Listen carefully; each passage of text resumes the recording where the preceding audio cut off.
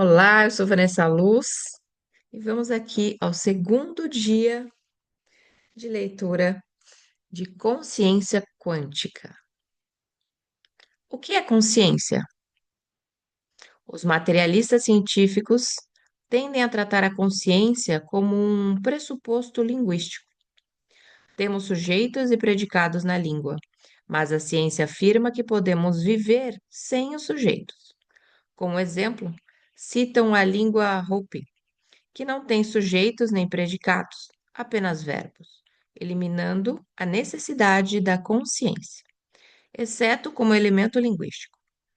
Sem sujeitos, sem a consciência, tudo é matéria e manifestação da interação material.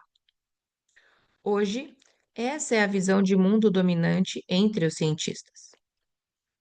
Se você pedir a um médico para definir consciência, é provável que ele diga, sem titubear, que é o oposto do coma. Uma jornalista me contou como reagiu a essa forma de declaração. Eis-nos aqui, envolvidos com problemas enormes como aquecimento global, crise econômica e polarização política. Tudo porque não conseguimos nos entender sobre o significado de uma palavra como consciência. E sequer estamos cientes que não há entendimento. Evidentemente, para muitos médicos, percepção consciente, awareness, e consciência são sinônimos, mesmo 100 anos depois de Freud. Os médicos raramente leem textos psicanalíticos e, quando o fazem, rejeitam boa parte deles.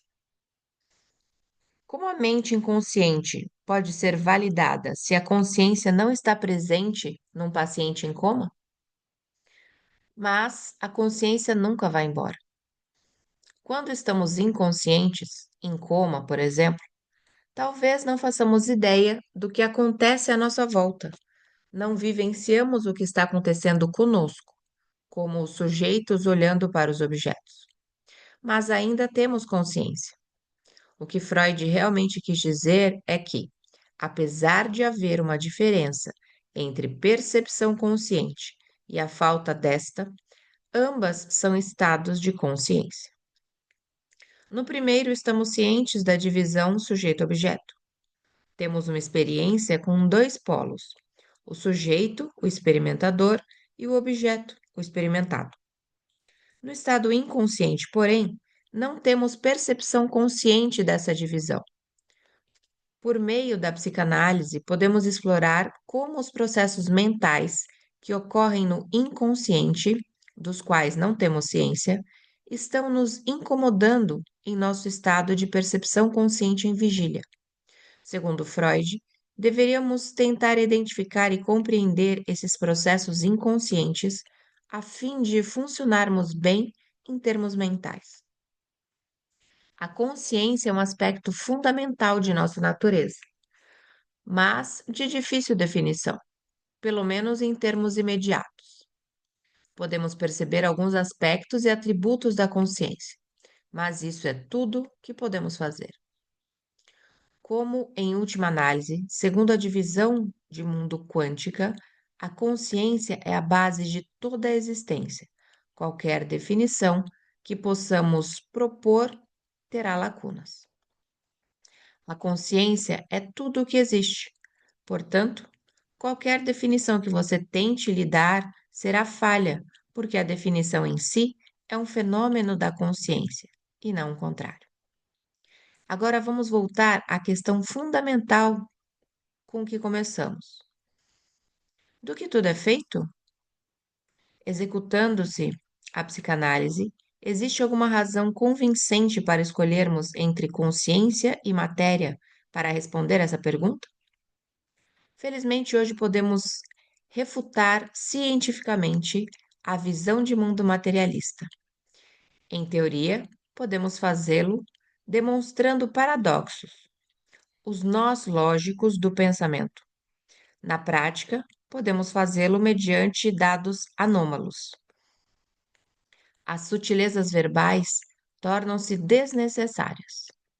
A intenção material tem certas propriedades, Uma delas é que todas as interações, todas as comunicações dão-se por meio de conexões, sinais que percorrem o espaço e o tempo. Hoje, todavia, até estudantes de física podem observar comunicações sem sinal entre objetos quânticos submicroscópicos. E os trabalhos que alguns físicos quânticos estão fazendo provam de modo conclusivo que não podemos compreender a física quântica sem nela inserir a consciência ca- casalmente, causalmente potente, sem introduzir não só a consciência, mas a consciência não material com poder causal. Do contrário, teremos paradoxos. O poder causal da consciência, a causação pela escolha consciente, que dá potencialidade, se manifesta em experiência, parece-se muito com a antiga ideia cristã da causação descendente por Deus. Mas isso não é totalmente verdadeiro, embora seja tão próximo que faz soar sinetas de alarme nas mentes enclausuradas dos materialistas. O importante é que a nova visão da causação descendente não material envolve a comunicação não local e não a comunicação por sinais. A comunicação local passa pela localidade para atingir lugares distantes, como quando nos comunicamos por meio de sons. O som é um sinal local. Quando nos comunicamos sem sinais, como a telepatia mental, temos algo não local. Com o conceito da não localidade, temos uma consequência experimentalmente comprovável de que uma metafísica baseada na consciência. Com o conceito da não localidade, temos uma consequência experimentalmente comprovável de uma metafísica baseada na consciência. Interações materiais comportam-se localmente e querem sinais. Quando a consciência interage com o mundo, não requer sinais, apenas comunicação não local. É certo que esse tipo de comunicação parece subjetivo, mas experimentos objetivos realizados desde 1982 têm mostrado que há, com efeito, interações não locais no mundo.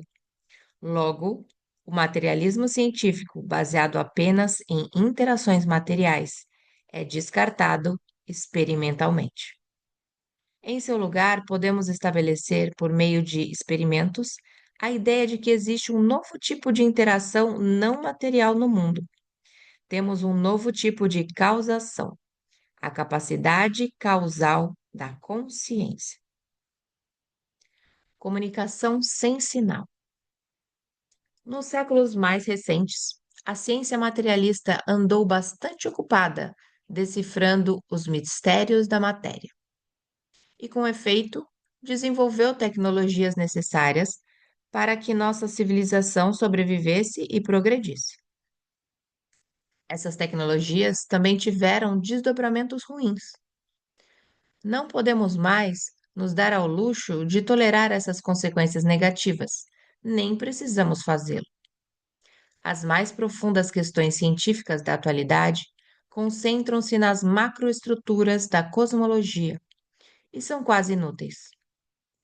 Qual o uso prático do estudo de buracos negros? Não podemos verificá-los experimentalmente, e parece que sua pesquisa não tem sentido. Assim sendo, por que gastamos tanto tempo os estudando? Por outro lado, temos problemas a granel no mundo: mudanças climáticas globais, terrorismo e violência, colapsos econômicos e cobiça corporativa, pessoas desempregadas ou presas a trabalho sem sentido, políticos monopolizando o poder e desempoderando pessoas, polarização política, o custo astronômico dos planos de saúde convencionais, uma educação que reforça dogmas e ideologias sem estabelecer exemplos vivos dos valores que prega. A solução para todos esses problemas exigirá uma mudança na postura mental do planeta, uma mudança em nossa consciência coletiva. Portanto, precisamos desenvolver uma abordagem diferente, afastando-nos do atual paradigma científico e adotando um paradigma que inclua a consciência, que tem a capacidade de integrar o poder da consciência em nossa vida cotidiana. Precisamos admitir que, quando convocado a explicar a consciência, o modelo de mundo materialista falha desde a base da explanação. Objetos, objetos materiais, só podem originar outros conglomerados de objetos materiais. Os objetos nunca podem produzir um sujeito. E isso é que é a consciência humana.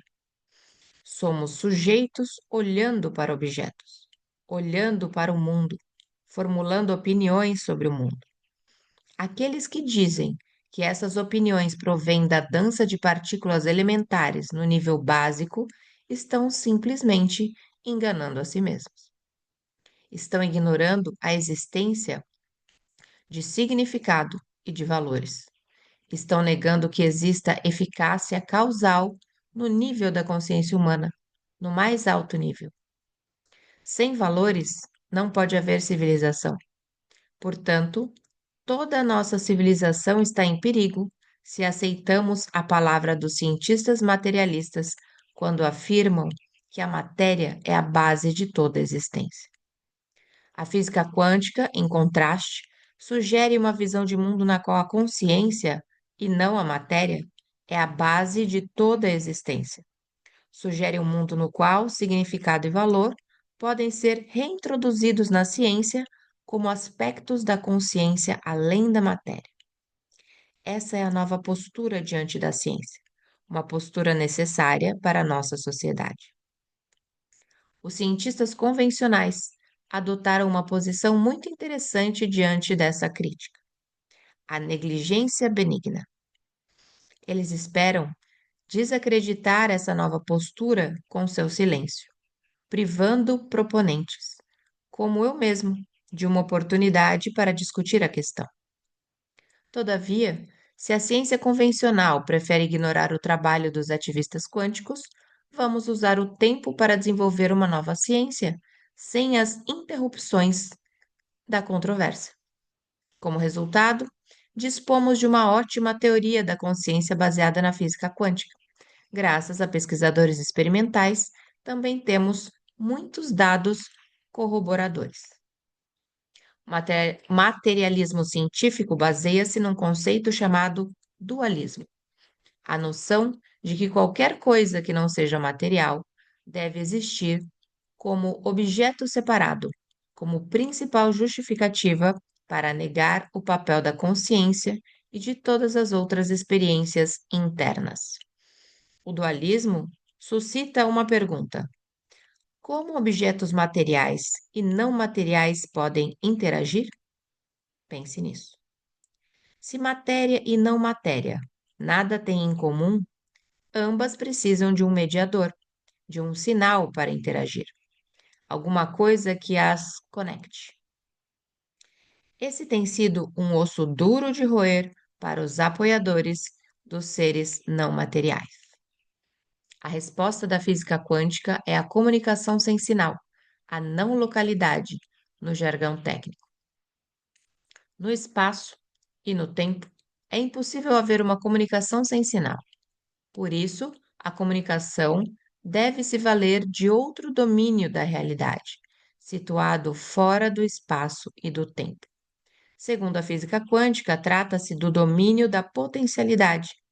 Se isso for verdade, e os experimentos dizem que é, então todos os argumentos materialistas contra o dualismo se esvaem, devolvendo valor e significado à espiritualidade, à religião, às artes e às ciências humanas, até mesmo à própria consciência.